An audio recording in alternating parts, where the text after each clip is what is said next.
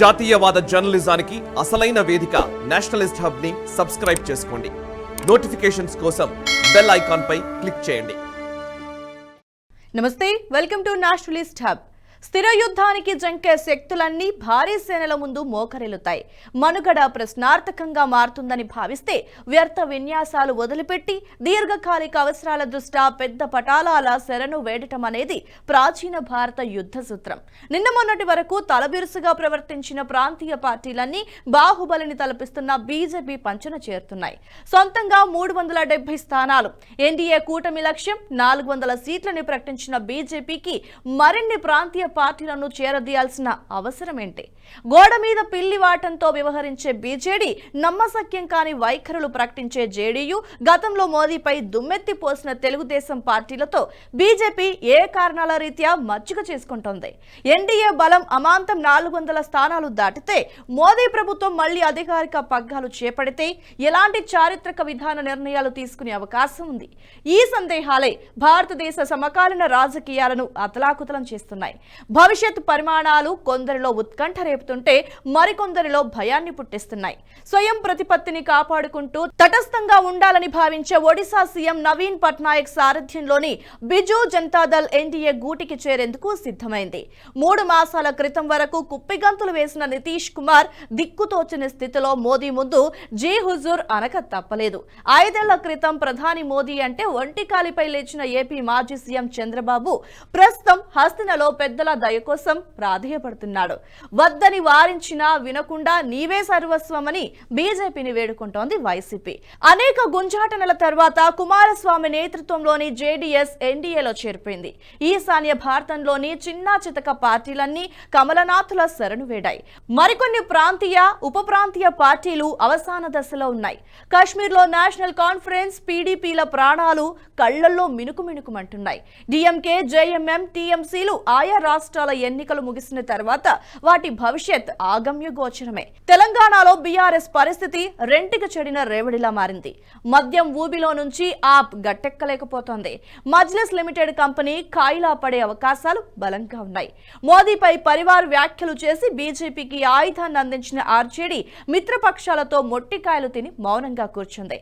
మహారాష్ట్రలో NCP చీలిపోయి majority వర్గం BJP Shiv Sena కూటమి ప్రభుత్వంలో చేరిపోయింది. ఉద్ధవ్ నాయకత్వంలోని శివసేన ఉనికిని కాపాడుకోవటానికి ప్రయాసపడుతోంది. కురువృద్ధ నేత శరద్ పవార్ తన రాజకీయ జీవితంలోని చివరి ఘట్టానికి తానే ప్రేక్షకుడిగా మారిపోయారు. మొత్తంగా ప్రాంతీయ పార్టీల యుగం అంతరించిపోతున్న స్థితి స్పష్టంగా కనిపిస్తోంది. దేశంలోని ప్రాంతీయ పార్టీలన్నీ సంస్థాగత నిర్మాణం, అర్ధబలం, అంగబలం ఉన్న పార్టీలే. వ్యూహ రచనలో దిట్టంగా పేరు తెచ్చుకున్నవే. అన్నీ ఉన్నప్పటికీ కేంద్రంలోని బీజేపీకి ఎందుకు లొంగి ఉండాల్సిన పరిస్థితి ఏర్పడింది? కేవలం తమ రాజకీయ ప్రయోజనాల కోసం బీజేపీ బలాన్ని చూసి భయంతో కమలం పార్టీకి సలాం కొడుతున్నాయా అంటే ససేమిరా కాదని చెప్పాలి. ప్రాంతీయ పార్టీలు బీజేపీ వెంట ర్యాలీ అవ్వటానికి కారణాలు చాలా లోతైనవి. ప్రజాధనం దుర్వినియోగం కాకుండా కోశాగారం చుట్టూ మోదీ కడుతున్న బలమైన ప్రహారీని చూసి ప్రాంతీయ పార్టీలు బెంబేలెత్తిపోతున్నాయి. సత్వర నిర్ణయాత్మక శక్తి, దీర్ఘకాలిక దృష్టి, సమవుజ్జీలను నియంత్రించగల యుక్తి, కేంద్ర ప్రభుత్వంలోని ఆయువు పట్టు రహస్యాలు.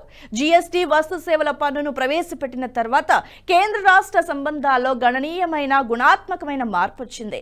రాష్ట్రాలను రాజ్యాలుగా మార్చుకుని ఏలిన ప్రాంతీయ పార్టీలు ఇకపై తమ ఆటలు సాగవని గుర్తించాయి.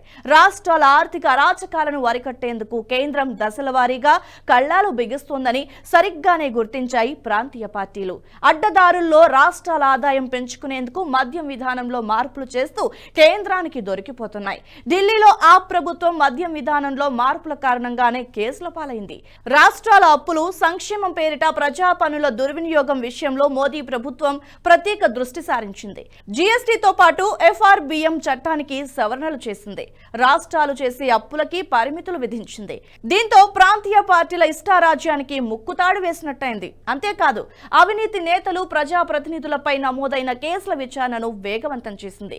జాతీయ స్థాయిలో పనిచేసే దర్యాప్తు సంస్థలకి పూర్వ స్వేచ్ఛనివ్వటంతో పాటు వేగాన్ని పెంచే దిశగా చర్యలు తీసుకుంటుంది. రాష్ట్రాల్లో అధికారం చెలాయించిన ప్రాంతీయ పార్టీలన్నీ అవినీతి సామ్రాజ్యాలను నిర్మించుకున్నవే. అభివృద్ధి సంక్షేమం పేరిట ప్రజాధనాన్ని దుర్వినియోగం చేసినవే. ఈ ఒత్తిడిని తాకిడిని తట్టుకోలేకే బీజేపీ నీడన చేరితే జైలు శిక్ష తప్పుతుందనే భ్రమలో ఎన్డీఏ గూటికి చేరుతున్నాయి. దేశంలోని ఏ ప్రాంతీయ పార్టీ విషయంలోనూ బీజేపీకి ప్రత్యేకమైన ప్రేమ లేదు. దీర్ఘకాలిక ప్రయోజనాలు, తాత్కాలిక అవసరాల ప్రాతిపదికన కొన్నింటిని చేరదీస్తోంది. ఆర్థిక దివాళాకు కారణమవుతున్న ప్రాంతీయ పార్టీలను లేకుండా చేయటం బీజేపీ మౌలికమైన సైద్ధాంతిక ఎజెండా. సరిహద్దు రాష్ట్రాల్లో తిష్టవేసిన కొన్ని పార్టీల సమగ్రతను దెబ్బతీయటంలోనూ వెనకాడటం లేదు. మంద్రస్థాయి వ్యూహంతో ప్రాంతీయ పార్టీలను బలహీనపరచటం బీజేపీ దీర్ఘకాలిక వ్యూహం. ప్రాంతీయ పార్టీలను ప్రత్యర్థులుగా పరిగణించకుండా, వాటితో వైరానికి దిగకుండా సఖ్యత ప్రదర్శిస్తూ జట్టులో భాగం చేసుకుంటూ వాటి మనుగడను ప్రశ్నార్థకం చేయటమే కమలం పార్టీ అంతిమ లక్ష్యం. ఎన్డీఏ బలం 400 దాటుతుందని భావిస్తే కొత్త పార్టీల పొత్తు ఏమాశించి చేస్తోంది. రాబోయే సార్వత్రిక ఎన్నికల్లో బీజేపీ సొంత బలంతో పాటు ఎన్డీఏ కూటమి బలం కూడా ప్రస్తుత అంచనాలను దాటి పెరిగే అవకాశాలే మెండుగా కనిపిస్తున్నాయి.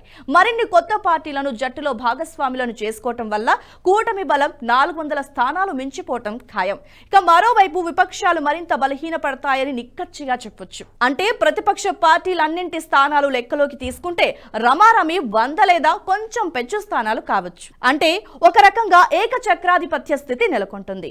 ఇలాంటి సందర్భం మన దేశ చరిత్రలో 1 లేదా 2 సార్లు మాత్రమే తారసపడింది. మోదీ నాయకత్వంలోని ఎన్డీఏ అనుకున్న రీతిలో 425 వరకు స్థానాలు కైవసం చేసుకుంటే అనేక చారిత్రక విధాన నిర్ణయాలు తీసుకునే అవకాశాలు బలంగా ఉన్నాయి. ఉభయ సభల్లోనూ తిరుగులేని మెజారిటీ ఉంటే ప్రవేశపెట్టిన బిల్లులకి సులభంగా ఆమోదముద్ర పడుతుంది. చట్టం రూపం తీసుకుంటాయి. దేశాభివృద్ధికి ఆటంకంగా మారిన అనేక అంశాలను తిరగదోడాల్సి వస్తోంది. సరికొత్త విధానాలను రూపొందించాల్సి ఉంది. విధాన నిర్ణయాలను సత్వరం అమలు చేయగల సమర్థవంతమైన యంత్రాంగాన్ని ఏర్పాటు చేయాల్సి ఉంది. ఈ అన్ని కారణాల రీత్యా రాబోయే లోక్సభ ఎన్నికల తర్వాత మోదీ ప్రభుత్వం మరోసారి అధికార పగ్గాలు చేపడితే అభివృద్ధికి మార్గం సుగమం అవుతుంది. మోదీ మళ్లీ ప్రధాని పగ్గాలు చేపడితే ఎలాంటి చారిత్రక నిర్ణయాలు తీసుకునే అవకాశం ఉంది? మోదీ మరోసారి అధికారంలోకి వస్తే ఎన్ఆర్సీ, ఉమ్మడి పౌర స్మృతి లాంటి సంచలన నిర్ణయాలు తీసుకుంటారనే ప్రచారం పెద్ద ఎత్తున జరుగుతోంది.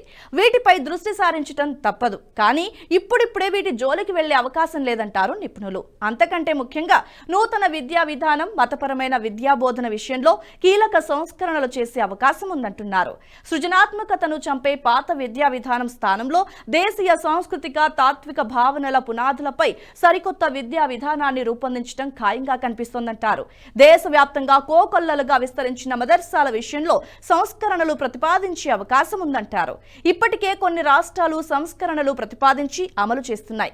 మౌలికమైన మతపరమైన విలువలకు తోడు ఆధునిక సాంకేతిక విద్యను జోడించడం తప్పనిసరని కేంద్రం భావిస్తోంది. అంతేకాదు మత మార్పిడి చట్టంలో అనేక లొసుగులున్నాయి. వీటిని కూడా సవరించే అవకాశం ఉందంటారు. అభివృద్ధి ఎజెండాగా మోదీ పాలన మరో 5 ఏళ్ల పాటు కొనసాగే వీలుందంటారు. ఎన్ఆర్సీ, ఉమ్మడి పౌర స్మృతి లాంటి అంశాలు సామాజిక సమ్మతి లేకుండా నిరంకుశంగా అమలు చేయటం సాధ్యం కాదు. అందుకే సమ్మతి, ఏకాభిప్రాయం సాధించే వరకు వీటి అమలు విషయంలో వేచి చూసే ధోరణి అవలంబించే అవకాశాలు పుష్కలంగా ఉన్నాయనేది అంతటా వినిపిస్తున్న మాట. దశాబ్దంన్నర కాలం తర్వాత బీజేడీ ఎందుకు ఎన్డీఏలో చేరాలనుకుంటోంది? బీజేపీ ఎందుకు ఆహ్వానించింది? ఒడిశాలో సుదీర్ఘకాలంగా అధికారంలో ఉన్న బిజు జనతాదళ్ నాయకత్వ సంక్షోభాన్ని ఎదుర్కొంటోంది. నవీన్ పట్నాయక్ వయోభారం కారణంగా పార్టీ వ్యవహారాలు చూడటం దాదాపు అసాధ్యంగా మారిన స్థితి. అయితే ఒడియా సమాజంలో బీజేడీకి ఆదరణ ఉంది. మరోవైపు 1998 నుంచి 2008 వరకు బీజేపీ బీజేడీల మధ్య సయోధ్య ఉండేది. 2008లో వీహెచ్పీ నేత లక్ష్మానంద సరస్వతిని మావోయిస్టులు హత్య చేయటం, ఆ తర్వాత కొందోమాల్ జిల్లాలో చర్చిలపై దాడి ఘటనల నేపథ్యంలో బీజేపీ బీజేడీలకు మధ్య సఖ్యత చెడింది. అది కాస్త ఎన్నికల మైదానంలో ప్రతిఫలించింది. అయితే 2014లో ఎన్డీఏ అధికారంలోకి వచ్చిన తర్వాత పార్లమెంట్లో కీలక బిల్లులు చర్చకు వచ్చినప్పుడు బీజేడీ ఎంపీలు ప్రభుత్వాన్ని పూర్తి మద్దతు ప్రకటించాయి. బీజేడీ బలహీనపడుతున్నప్పుడు బీజేపీ స్వంతంగా ఎదిగే అవకాశం ఉంది కదా, మళ్లీ బీజేడీతో జతకట్టడం ఎందుకు? ఈ సందేహం కూడా వినిపిస్తుంది. ఒడిశాలో బీజేపీకి చెప్పుకోదగిన స్థాయిలో ఓట్ షేర్ ఉంది. కొన్ని పార్లమెంట్, అసెంబ్లీ ఎన్నికల్లో విజయాలను నమోదు చేసింది. మరికొన్ని సందర్భాల్లో పరాజయం పాలైంది. మొత్తంగా 25 ఏళ్లుగా ఒడిశా రాజకీయ మైదానంలో బీజేపీ అంటే బలమైన ప్రతిపక్ష పార్టీ అనే పేరు కూడా ఉంది.